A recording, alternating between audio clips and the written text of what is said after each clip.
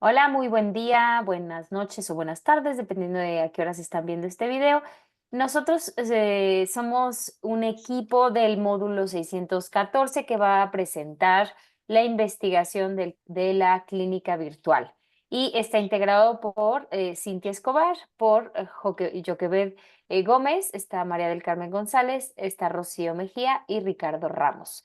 Nuestro tutor es Mario Fausto Gómez Lamont y el grupo es el 9613. A manera de introducción, queremos presentar que este estudio se realizó a 118 participantes enfocado a la clínica virtual de terapia familiar de la Universidad Nacional Autónoma de México, Campus Iztacala, que ofrece servicios, como su nombre lo dice, virtual de atención a terapia. Y el estudio se enfoca en identificar el sesgo presente en personas de la comunidad LGBTQ+, y que se vieron afectados obviamente con un detonante del del 2020. También se quiere distinguir importantes elementos sobre la terapia y sobre las necesidades de atención psicológica actuales post terapia. Gracias. Bueno, sabemos que la terapia psicológica que se lleva a cabo con el uso de tecnologías no es algo reciente, pero sí se intensificó lo que es su difusión a partir de la pandemia, especialmente por internet, eh, y no nada más terapia, en general lo que es trabajo y estudio fue recibido con cierto escepticismo, ¿no? Todas las personas creían que fuera a funcionar, sobre todo algo tan delicado como lo es la terapia psicológica. Sin embargo, se demostró que el Internet y en general estos medios de comunicación son efectivos, son valiosos y es un medio de que nos permite estar comunicados. Estas herramientas, aunque una persona esté en un lugar del otro lado del mundo, se puede estar conectado al mismo tiempo. Se evidenció también durante o a partir de la pandemia la crisis de salud mental en general, no solo en México, en todo el mundo, lo que trajo un incremento considerable en las personas necesitar esa terapia psicológica. Es por eso que al poder hacerse en línea, viene como una muy buena herramienta para no tener que quedarse como con esta falta de atención, sino que se podía llegar a atender problemas de salud mental a distancia. Obviamente, esas herramientas demuestran su eficacia, pero también se ve que no todos estamos subidos en el mismo barco, no para todos es lo mismo, no todos tienen la misma capacidad o las mismas oportunidades de tener esta terapia. Las mujeres y personas de la comunidad LGBT más se identificaron vulnerables, sobre todo en la pandemia, porque presentaron mayor demanda de esa atención psicológica y sobre todo se evidenció que presentan problemas familiares difíciles que ya existían, pero se hicieron notar muchísimo más durante la pandemia. De este modo vemos que el enfoque del tercer orden no nada más se trata de que se analice esta problemática familiar o individual, sino también se evidencia qué otros factores hay que considerar para tratar esta problemática. No solamente es lo que tú vives en tu familia, lo que tú vives como individuo, sino también socialmente qué está pasando. Aquí entra entonces también, tienes acceso, ¿no?, a la tecnología en donde vives, en zona rural, por lo que no todos estamos en las mismas posibilidades. Obviamente también factores como tu orientación sexual, como tu sexo, cómo te identificas tú, afectan tu salud mental. En México es fundamental también que consideremos que además de todas estas cosas a tomar en cuenta, estamos también con una brecha muy grande en cuanto a las personas que tienen acceso a tecnología, en cuanto a cómo percibe la sociedad mexicana personas que son de diferente sexo, de diferente orientación sexual. Entonces, obviamente, si tú eres mujer o si tú eres parte de la comunidad LGBT más, obviamente estás más vulnerable y pues obviamente también limita esto la manera en que se percibe tu situación en cuanto a terapia psicológica y de qué manera puedes acceder a ayuda en ese sentido.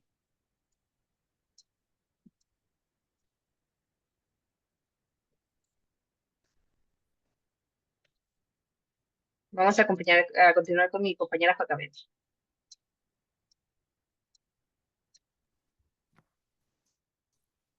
Hola, buenas noches. Yo les voy a hablar sobre antecedentes. Bueno, la clínica virtual de terapia familiar brinda servicio gratuito. Específicamente tiene objetivos que están establecidos en el artículo 73 de la Ley General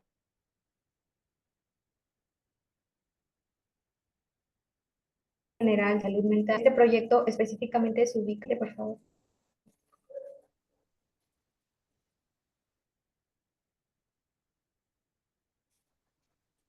en cual se va a concentrar en entrenar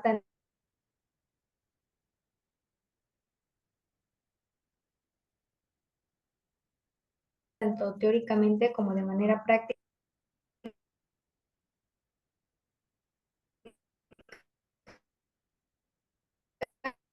a los profesionales LGBTQI+,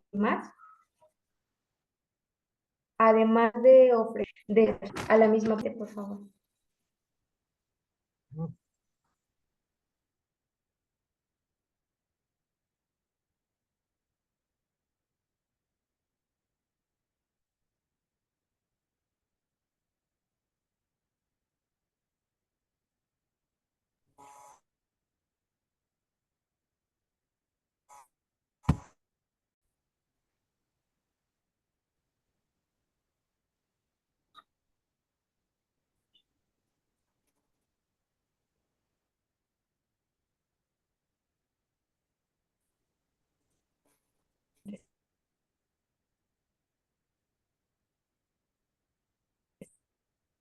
Excedentes. Por cuestiones de la señal de minuto de primer contacto, esta clínica específicamente tiene objetivos que están establecidos en el artículo 73 de la Ley General de Salud en materia de salud mental y adicciones. Este proyecto que se realizó se ubica en la línea de investigación de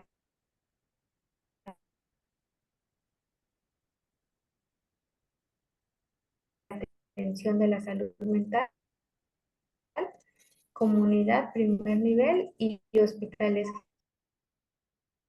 Los generales de la clínica se centran en entrenar tanto teórica como de manera práctica a profesionales que se dedican al cuidado dental LGBTQ+, así como también ofrecer atención psicológica desde el enfoque de la terapia familiar sistémica de tercer orden a esta misma población.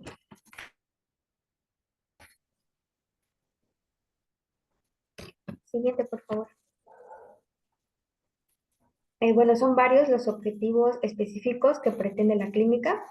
De forma resumida, lo que busca es elaborar informes de supervisiones que se realizan en materia de salud mental pública de la población objetivo, que son mujeres, y la población LGBTQ+, mediante los indicadores de entrada, indicadores de proceso e indicadores de salida, y esto se realiza de manera semestral. Los dejo con mi compañera.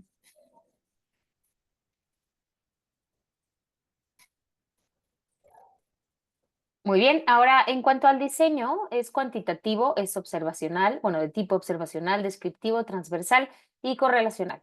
En cuanto a los participantes, fueron 118 participantes que contestaron vía correo electrónico este instrumento y es una muestra no probabilística intencional por conveniencia. Respecto a los criterios de inclusión, tenemos que son mujeres cis mujeres y cis hombres, mujeres trans, hombres trans y personas no binarias, sexo diverso de 18 a 60 años, pacientes de conductas de riesgos para trastornos de ansiedad, depresión y trastornos de la conducta alimentaria, adultos que dieron su consentimiento voluntario para la participación en el estudio, haberse inscrito en el inicio del semestre 2023-2 y aceptar participar del servicio psicoterapéutico virtual online. En cuanto a criterios de exclusión, tenemos presencia de un trastorno psicótico, no estar de acuerdo en participar, tener un tratamiento psicoterapéutico simultáneo, faltar a más de 3 sesiones consecutivas y no aceptar participar en el servicio psicoterapéutico virtual, o sea, online.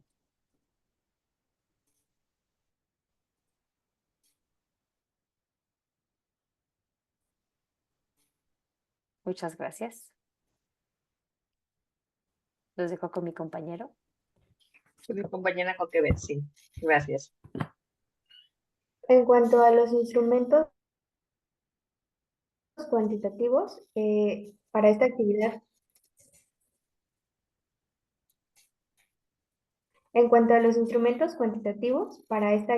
se utilizó un formulario de Google para el registro de signos y síntomas de riesgo en los últimos 6 meses. Los reactivos que contienen datos en el aspecto socioeconómico, estado de salud respecto al COVID-19, la solicitud del servicio de psicoterapia y, bueno, del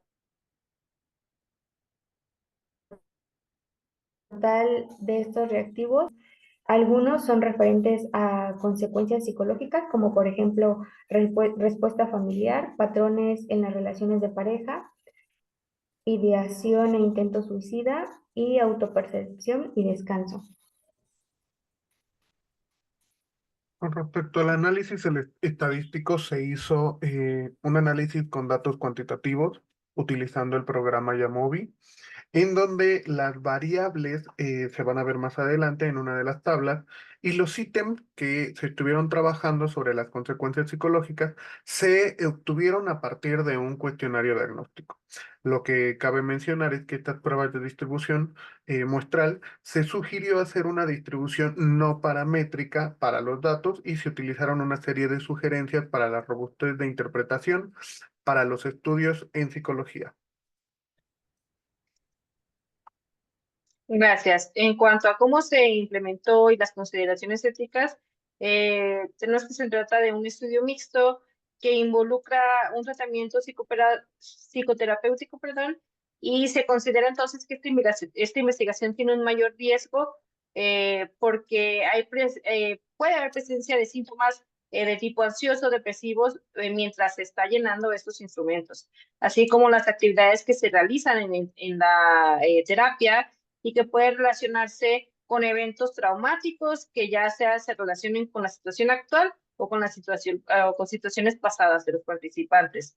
Entonces, se estableció que se debe de brindar contención verbal y, en su caso, derivar a instituciones psiquiátricas de segundo o tercer nivel en cuanto a salud. Este estudio se apegó en todo momento a la Declaración de Helsinki, la cual considera la autonomía de los participantes, principios de justicia, de respeto y confidencialidad con los pacientes. Además, según lo que se establece en los manuales y guías prácticas de clínicas de prevención y diagnóstico oportuno, se debe proporcionar a los pacientes, siempre y cuando sea preparado también en la familia, información científica y basada en evidencia sobre los síntomas que presentan, sobre qué opciones de tratamiento tienen y cómo es que se pueden manejar sus trastornos, así como se debe de tener siempre en cuenta la opinión también de los pacientes para que entonces las decisiones que se vayan a tomar sean compartidas. Se tiene que valorar siempre el apoyo familiar, los recursos que se tengan también en cuanto a, por ejemplo, amigos o en general en la sociedad, y se debe de sugerir qué cambios de estilo se deberían de aplicar mejor de acuerdo a la vida de cada persona o de cada paciente que fue parte de este estudio. Gracias. De acuerdo a las fases que se vivieron para este cuestionario o para la investigación, primeramente se realizó una convocatoria en redes sociales anunciando el servicio de la clínica. Después los interesados o las interesadas debían mandar un correo a clip.fam@gmail.com. Este correo se iba a responder en un lapso máximo de 48 horas y se les iban a enviar 2 cuestionarios. Uno de ellos es el que se utilizó para el análisis, que es para saber cuáles son las razones por las que buscan el apoyo. Posterior a esto, las y los terapeutas realizarían una entrevista con los interesados para saber la viabilidad del caso, dar a conocer el consentimiento informado y todos los aspectos éticos para poder ingresar a la clínica. Y al final, o el último paso, es agendar la cita por Google Calendar, y en Google Meet es donde siempre se llevan a cabo todas las sesiones clínicas. En cuanto a los resultados que pudimos obtener, primeramente se hizo una pregunta sobre el sexo de las personas, su identidad de género y orientación sexual. Posterior a eso, hay una pregunta en cuanto a las razones o el problema que ellos ven, y este no se puso en una tabla porque cada razón y cada problema de cada participante es específico, único y diferente. Entonces son criterios que no podíamos tabular. Posteriormente, en una escala del 1 al 10, se pidió que pudieran situar la gravedad de su problema, donde 0 es poco y 10 es muy grave.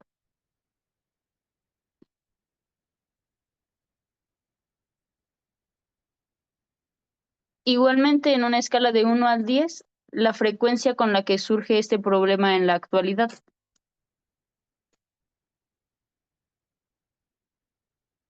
Asimismo, se pidió que ellos pudieran poner en la misma escala, ahora de 0 a 10, cómo afecta este problema en su vida, ya sea en su trabajo, en su casa o en su relación con otras personas. Asimismo, se pidió a los participantes que pudieran describir dentro de opción múltiple cuál era la respuesta de su familia cuando aparece su problema. Se pidió a los participantes que pudieran indicarnos en qué etapa de su vida empezó esta situación a ser un problema para ellos. Si ellos tienen o tuvieron algún diagnóstico físico o mental en el transcurso de su vida.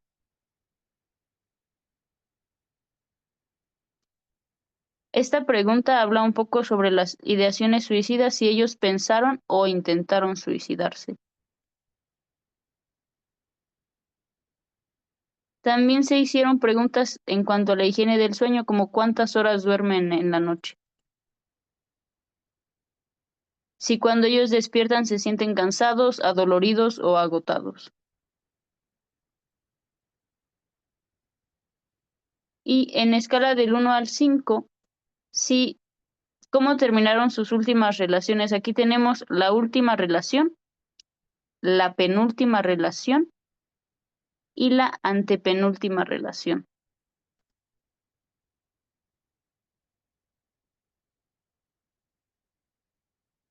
Adicional a esto de las relaciones, se preguntó si los participantes eran celosos o si ellos se consideraban de esta forma. También si ellos gustaban de su apariencia física y el cómo se consideraban. Es importante mencionar que la mayoría de estas preguntas que pudimos tabular y graficar eran o de respuestas cerradas con un sí, no, un tal vez, o con respuestas de opción múltiple.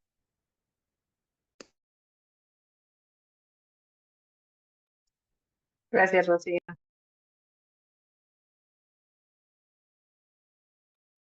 Con respecto a los análisis de resultados, nosotros partimos de una primera clasificación en donde medimos justamente la participación por sexo, donde encontramos a 79 mujeres, 36 hombres y 3 personas que prefirieron no dar una respuesta.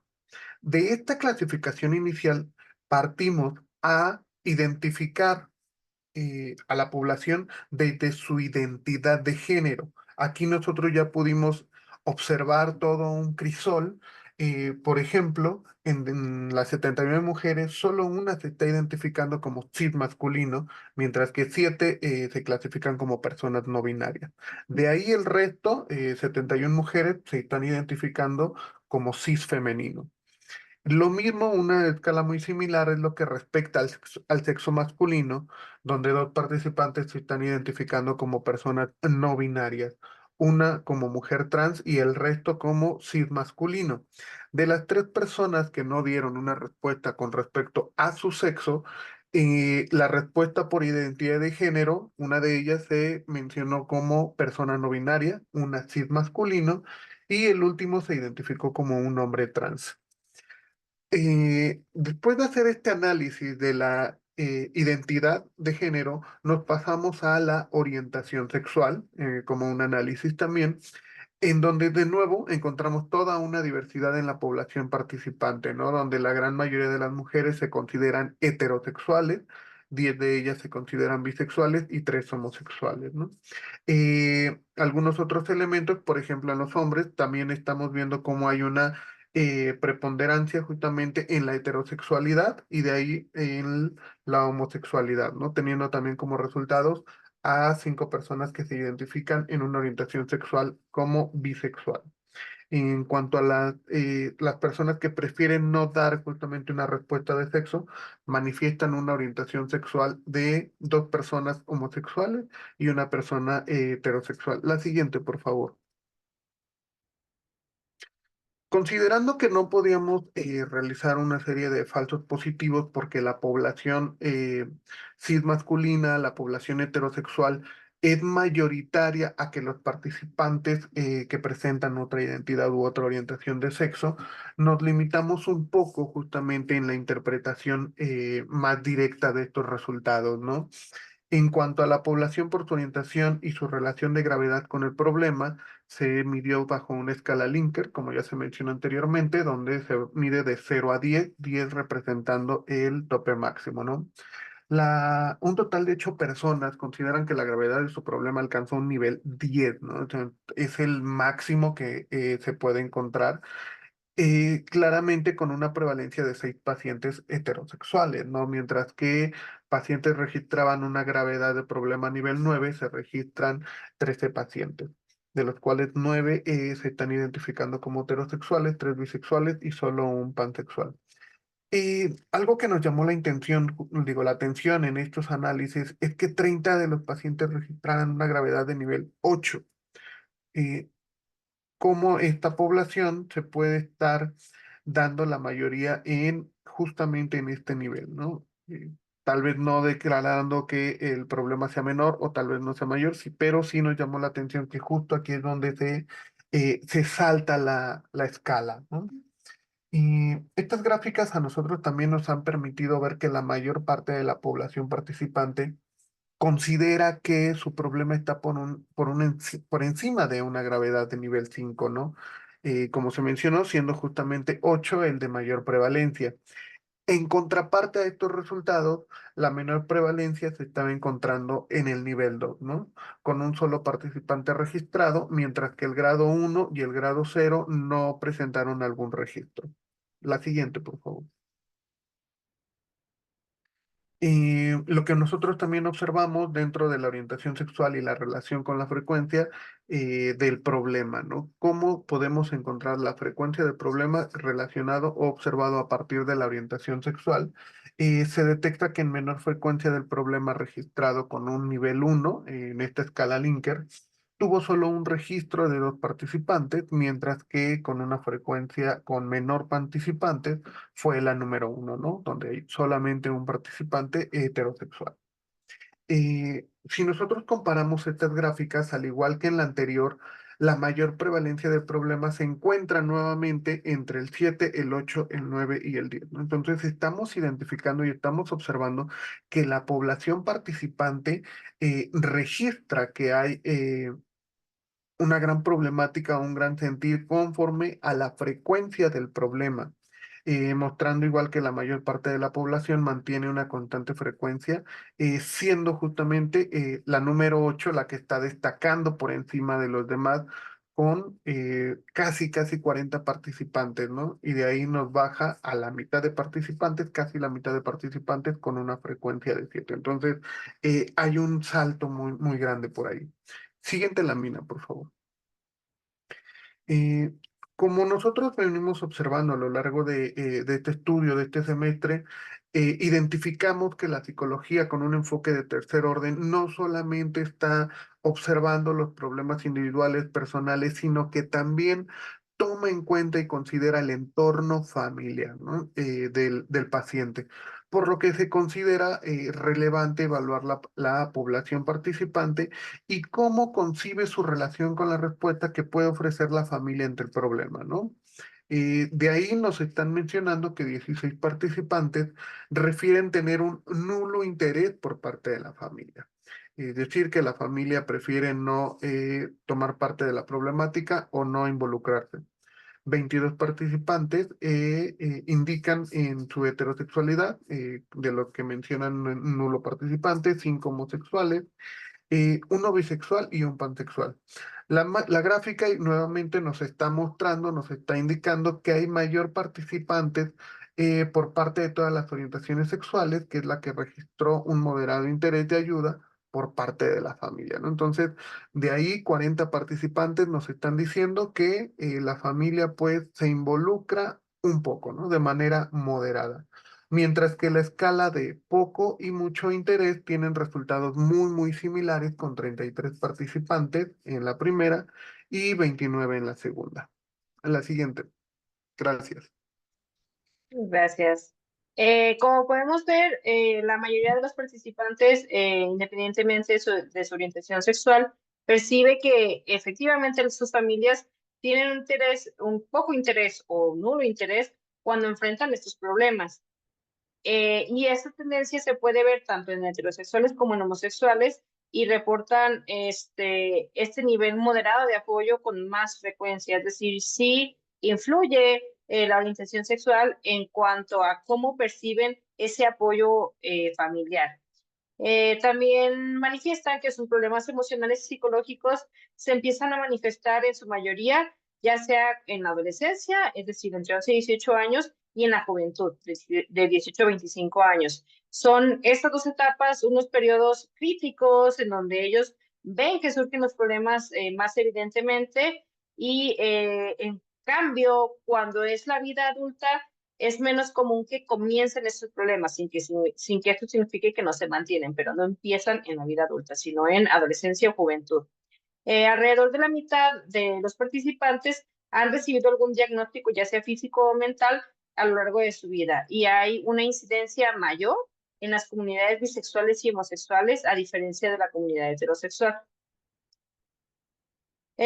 Una parte significativa de los participantes ha tenido ideas suicidas o intentos incluso. Esta problemática es mayor en personas bisexuales y homosexuales si lo comparamos contra las personas heterosexuales.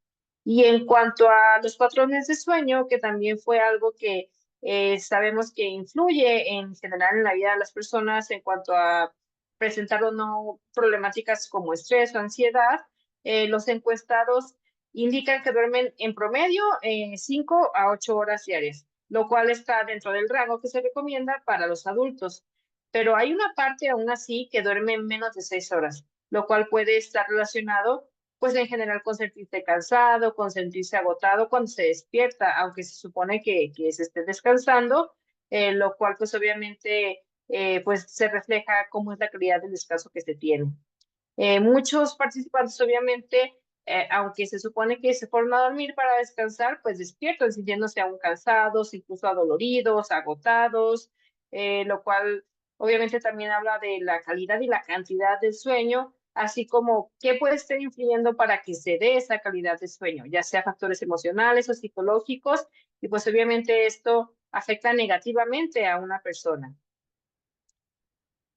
En cuanto a la evaluación de la calidad de las relaciones de pareja, hay una tendencia negativa que se está reflejando con los participantes, especialmente las personas heterosexuales y las homosexuales, quienes calificaron de forma baja sus relaciones pasadas. Como recordamos, se preguntó la relación última, penúltima y antepenúltima. Entonces, también un factor muy importante es cómo se perciben los participantes en cuanto a su imagen. La mayoría tiene un nivel moderado de satisfacción, pero hay una tendencia considerable hacia la insatisfacción, sobre todo en las personas bisexuales y heterosexuales. Hay solo una pequeña parte que dice que está ok, que está completamente satisfecho con su apariencia. Y también la mayoría de los participantes se definen como introvertidos o reservados. Hay menos personas que dicen que ellos se ven más como alguien extrovertido. Este rasgo obviamente se ve más en la comunidad bisexual y presenta un porcentaje mayor de introversión. Podemos ver entonces que el análisis que se realizó muestra cómo todos estos factores influyen en el bienestar de la persona. Cómo nos autopercibimos, qué tanto apoyo creemos o tenemos de nuestra familia, lo que nos ha llevado obviamente en algún momento, sobre todo los participantes, los ha llevado incluso a intentar suicidarse o tener estas ideas suicidas, qué tan bien o mal terminaron sus relaciones, cómo duermen, cómo se sienten en el día respecto a este descanso que están teniendo o la falta del mismo, y todo esto obviamente se conjuga para que estas problemáticas se estén dando. Entonces, es importante que los psicólogos siempre mantengan una línea ética, apoyo y se echen mano de todas las herramientas que tienen para tratar estas problemáticas. Fue lo que nos permitimos ver durante este estudio y pues creemos que el enfoque en cuanto a la orientación sexual, el género es importante. Las problemáticas, como lo comentaban mis compañeros, son muchas y muy variadas, pero esto es lo que pudimos analizar de acuerdo a los enfoques que tuvimos. Muchas gracias. Gracias.